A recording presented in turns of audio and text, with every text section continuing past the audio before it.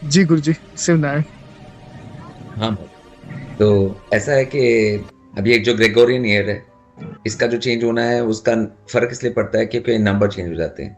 हम्म। ठीक है, वैसे तो जो वैदिक न्यू ईयर है वो तो बाद में आएगा। ठीक है, लेकिन इसका जो आजकल के कॉन्टेक्स्ट में, प्रेजेंट के कॉन्टेक्स्ट में मीनिंग है। तो 2026 में जो डिवाइन जजमेंट है, जो लोग देख रहे हैं लास्ट 4-5 साल से, वो स्पीड अप होगा, उसकी गति बढ़ेगी। हम्म।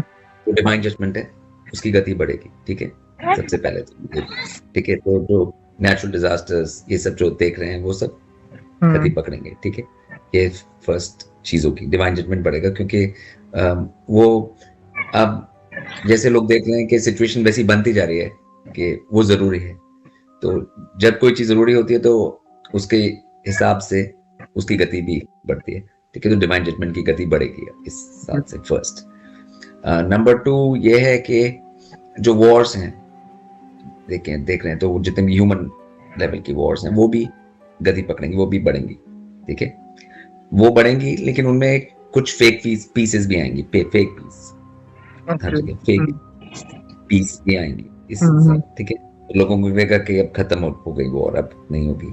ठीक है, मगर वो होगी फिर से, लेकिन उनको लगेगा तो ये भी होगा इस ईयर। ठीक है, नंबर 2। ठीक है, और नंबर 3 ये है, जो गुड न्यूज है वो ये है कि जो डिवाइन और नेचर के साथ काम कर रहे हैं लोग, जो जुड़े हुए हैं, और जो उनका उत्साह बढ़ेगा इस साल। हम्म। ठीक है, उत्साह बढ़ेगा और उनके लिए मार्ग खुलेंगे इस साल बहुत सारे। हम्म।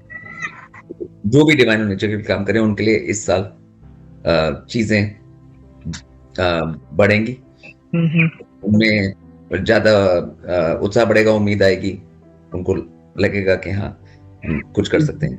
ठीक है, तो उसके लिए भी ये ईयर में ये देखने को मिलेगा। ठीक है, तो ये 3 इंपॉर्टेंट पॉइंट्स। ठीक है, तो फर्स्ट नेचुरल डिजास्टर्स वगैरह वो सब तो बढ़ेंगे ही, वॉर्स भी बढ़ेंगी, मगर फेक पीस भी आएंगी। ठीक है, और नंबर 3 के जो मोस्ट इंपॉर्टेंट पॉइंट है, वो जो डिवाइन जैसे और नेचर के लिए जो काम कर रहे हैं, वो जो आर्मी है, ठीक है, उसमें उत्साह बढ़ेगा।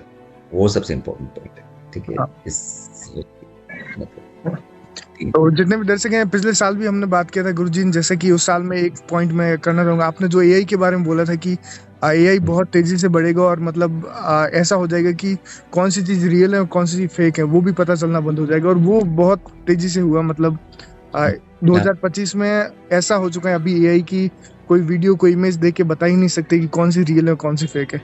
तो वो सब कंफ्यूजन जो है वो इस टाइम का है, इस टाइम में वो कंफ्यूजन आना है, क्योंकि क्लैरिटी उन्हीं को आएगी जो ग्राउंडेड है। ठीक है, जो क्लैरिटी उन्हीं को मिलेगी जो ग्राउंडेड है, पृथ्वी से कनेक्टेड है, प्रकृति से कनेक्टेड है, अर्थ और नेचर से कनेक्टेड है, उन्हीं को क्लैरिटी मिलेगी। बाकी जो लोग डिस्कनेक्टेड हैं, अनग्राउंडेड हैं, वो इसमें बह जाएंगे। ये जो इल्यूजन आएगा अभी अगले वो उसमें बह जाएंगे। ठीक है, तो ये टाइम में सबसे ज्यादा जो ग्राउंडेडनेस है, जो प्रकृति से जुड़ना, पृथ्वी से जुड़ना, सबसे ज्यादा इंपॉर्टेंट है। वो जो कॉमन सेंस जो उसमें से आएगी, वो सबसे इंपॉर्टेंट हो जाएगी जब ऐसा माहौल बनेगा। तो एआई तो अपना काम करेगा, वो तो फाइनल उस तक जाएगा। ठीक है, उसमें लेकिन लोगों को अपना देखना है कि उनको क्या करना है। ठीक है, तो दोनों चीजें बढ़ेंगी। ठीक है, एआई तो अब आगे बढ़ेगा ही बढ़ेगा। ठीक है, लेकिन उसमें ह्यूमंस को ज्यादा आगे बढ़ना है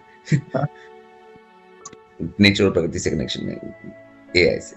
तो ये वो होगा साल का। तो जितने भी लोग हैं, मेरे ख्याल से 2026 को लेके आपको काफी क्लियरिटी मिला होगा।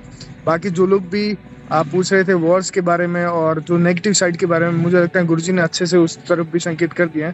तो डेफिनेटली आप लोग भी अपने आप को जितना हो सके नेचर की तरफ ले जाइए, ग्राउंडिंग कीजिए, नेचर के अराउंड रहिए और डिवाइन और प्रकृति से कनेक्ट रहिए, वही चीज आपके लिए बेटर होगा। तो गुरुजी बहुत बहुत शुक्रिया इस साल के लिए भी डायरेक्शन देने के लिए लोगों के लिए, और बहुत बहुत शुक्रिया। ठीक है।